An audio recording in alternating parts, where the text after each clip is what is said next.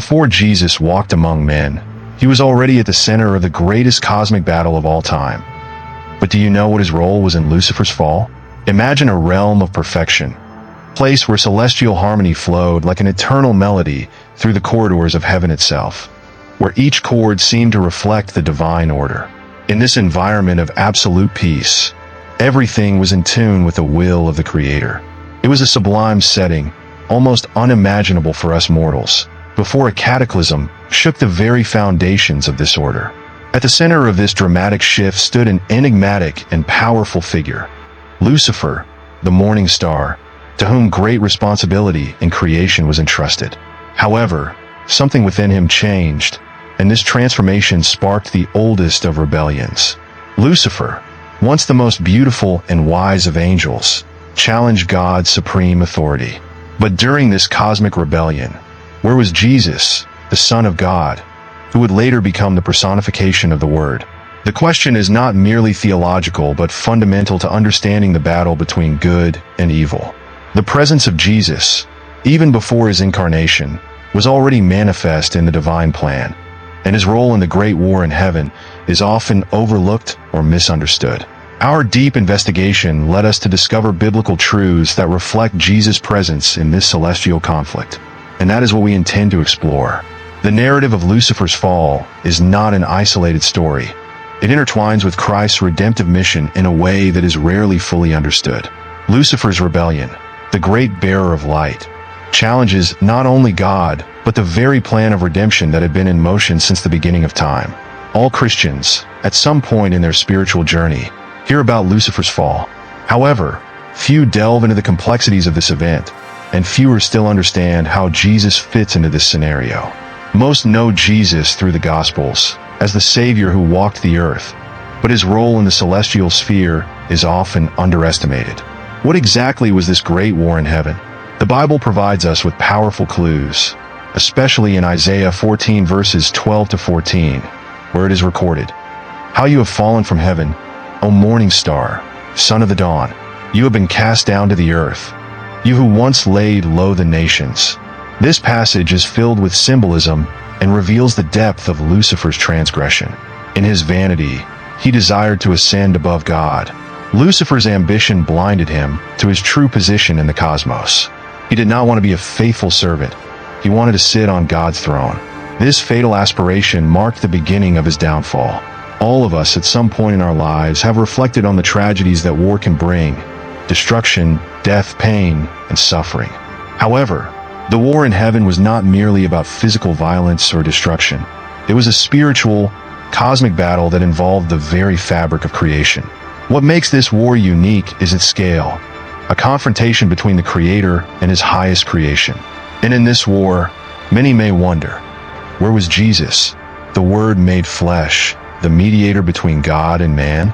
John 1 verses 1 to 3 clarifies, "In the beginning was the Word, and the Word was with God, and the Word was God. Through him all things were made. Without him nothing was made that has been made." This powerful passage reminds us that Jesus, the eternal Word, was already present long before his incarnation as Jesus of Nazareth. He was the agent of creation, the link between the Father and the universe. This cosmic conflict of pride, rebellion, and downfall is not merely a detail in Christian theology. It is a decisive moment that defines the great spiritual drama that continues to unfold in the world.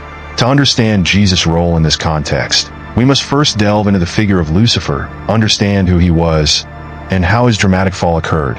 Lucifer, according to the scriptures, was created as a being of immense beauty and wisdom.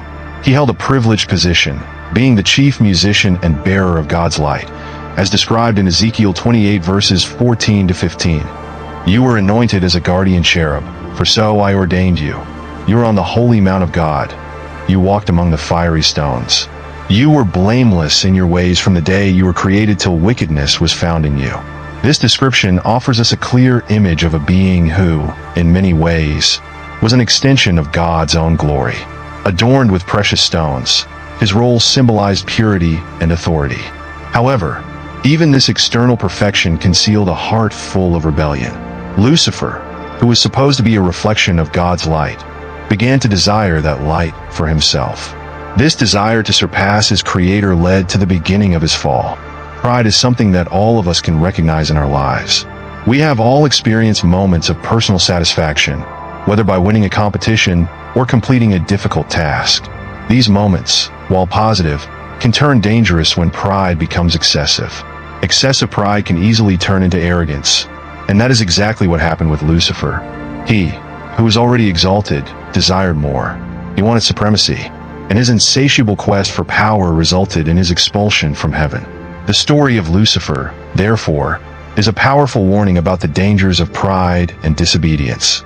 Amid this chaos and rebellion, Jesus, co-eternal with the Father, observed, but his presence was not merely that of a spectator.